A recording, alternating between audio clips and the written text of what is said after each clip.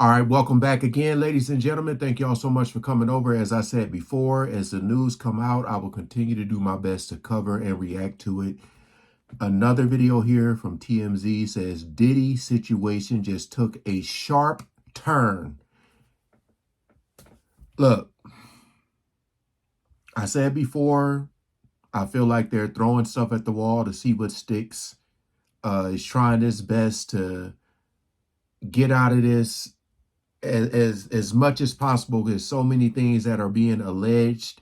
I ain't saying everything is true. I'm just saying it is a lot of things, but we shall see. All right. Just know that if they use certain words or say certain things in here, I might have to trim it out. Just my disclaimer. So we ain't gonna waste no more time. Let's jump right into it.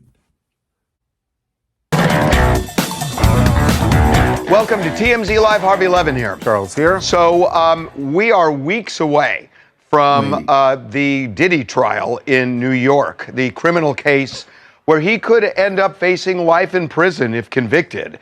And they still do not have a legal team locked. They are actually trying to add to that legal team now. We're less than 3 weeks. I mean, this is almost as 11th hour as you can get. Oh, yeah. To be adding on a case like this that is so many layers and that takes months to prepare. But months. Diddy is looking for a specific kind of lawyer, and I think it kind of makes sense. He wants a black female lawyer.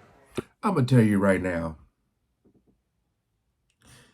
Again, this stuff is alleged, but what we know that's not is that hotel footage of what he did to Cassie.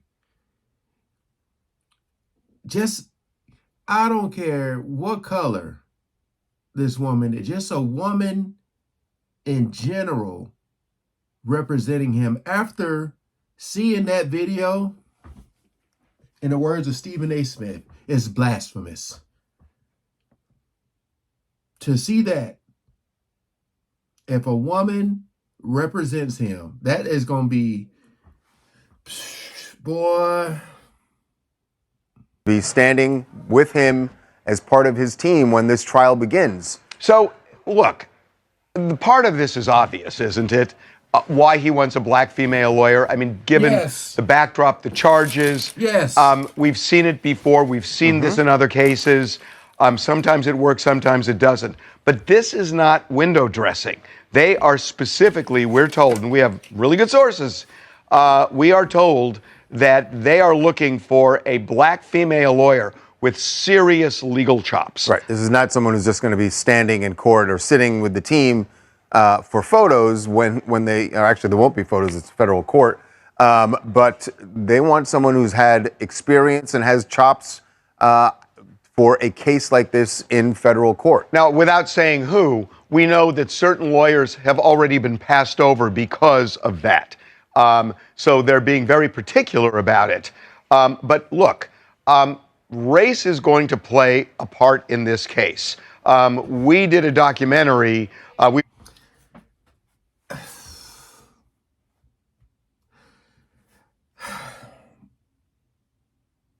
It's so weird hearing that, because from what I understand, there's a lot of people who have been speaking out, from the ones I've seen, that are black.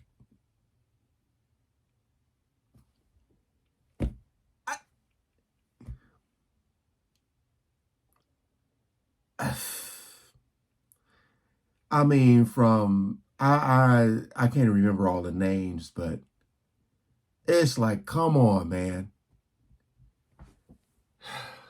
Done actually 4 documentaries now on Diddy, and in one, his lawyer, Mark Agnifilo, made it very clear that race is going to be front and center. Let's switch our focus to the government. In my opinion, I'm just going to say it the way it is. No friend historically of the successful black man, okay? None. And they start making this case, in my opinion, as a takedown of a successful black man. Here's a man who has made some of the most important businesses owned by a black man, run, owned, created, founded. The vision was that of a black man. What have we done? We have reduced him, not everyone, but a large amount of our society, to being a monster. That should make us shake in our boots. So, Mark Agnifilo, obviously white. Yes. The co-counsel is Tenny Garrigus, White. white, and Mark Garrigus, her dad, who we're told is going to play a significant part in this case, white. Well, and let's remember, you're going to have at least one witness and probably a parade of witnesses of black females who are going to claim they were victimized by Diddy. And Right. so in order to give sort of a human face to that, maybe suggest that that's not the case, it makes a lot of sense. I mean, the jury is finding cues in every piece of evidence, but also who's representing him. And if they just have a Nobody give a damn about what makes sense. Did you do it or did you not?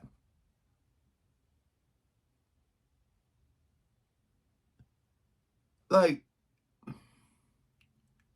I can see if they said that and it was everybody who's accusing him of this, like every single person was white. So it's like, again, just throwing stuff at the wall.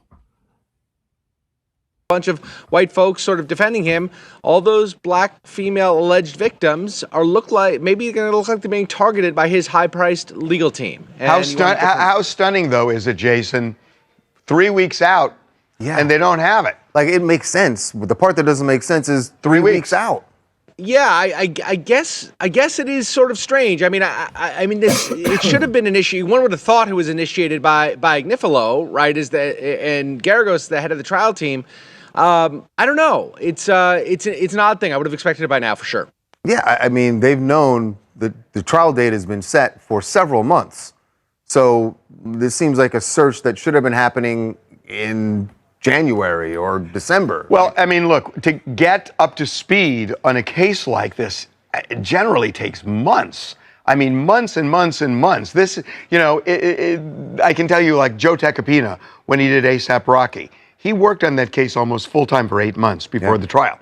So, and this is at least as complicated. It's way more complicated than ASAP Rocky. Yes. But we will see. I mean, they are on the hunt. So we want to play you something here now. This is shifting gears a little bit, but it is one of Diddy's closest confidants, his friend Stevie J, who clearly is not only confident about what the outcome of this trial will be, but has some very specific ideas of what Diddy should do when the trial is over. And Stevie J clearly feels that Diddy's going to beat this, that he will be acquitted.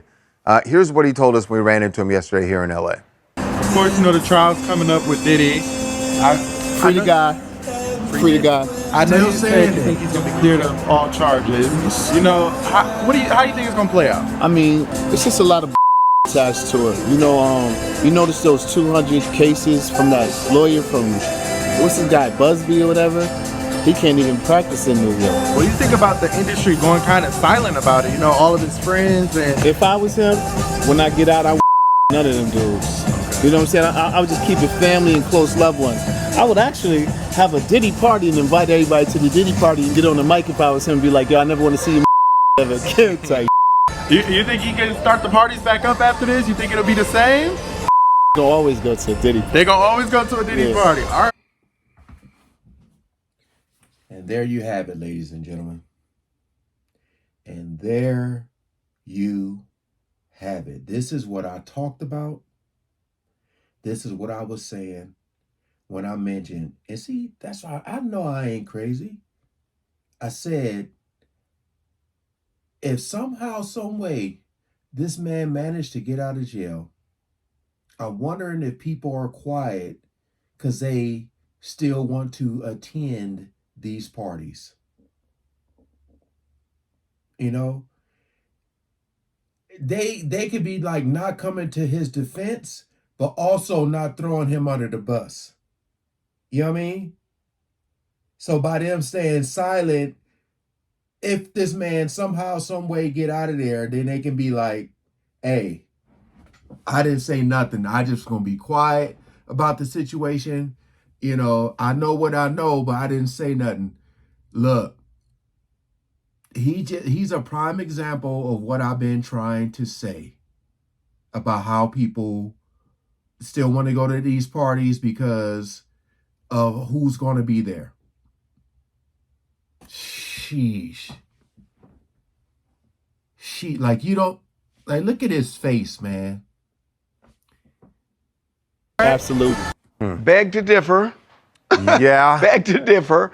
But I'm surprised at that because he was in one of our documentaries and he was way more cautious about it than Yeah, they I don't know what's happened in the last few months, why he feels more confident now. That's scary. But yeah, I don't know. First of all, there's a long way to go before we get to Diddy's acquitted. If that were to happen, I can't imagine Diddy parties are what they used to be. Sorry, Stevie. Sorry, Stevie. Hi, my name is Zach Ross, calling from Huntington Beach, California. And with 3 weeks approaching, I'd be really anxious to find like the right lawyer. With the consequences he's looking at, potentially life in prison, I don't know if I want to bet everything on having, specifically a black female lawyer. I don't know if that's really the direction to go. Well, he's not betting everything on it. This person obviously is going to be part of the team. There is a legal team in place. Yes. Mark Agnifilo, who's a very accomplished lawyer, as is Tenny Garrigus. Yeah.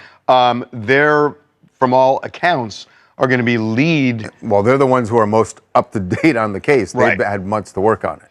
Okay, we are going to move on. Yes, to Look, the reason that I've been covering this so much is because I feel like a lot of this stuff with Diddy is connected to a lot more. And I feel like we may be getting some answers to a lot of things. I know it's a lot of people out there who don't care about this. They're just going on about their lives. All I'm saying is, if you, let's say your favorite artist, favorite actress, whoever the case may be, if you found out some stuff about them that was very disturbing, would you continue to support them? Because I feel like a lot of this industry stuff is tied together and a lot of people know about it. And once you get involved, you're involved. You know what I mean? The only way out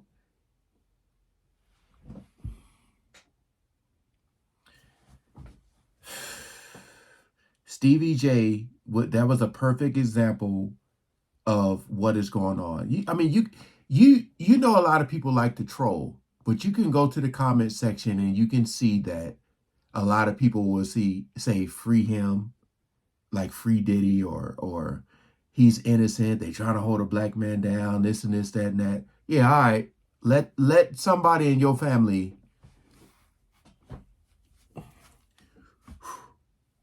appreciate y'all coming over and watching, man. Like, share, comment, and subscribe. Peace out.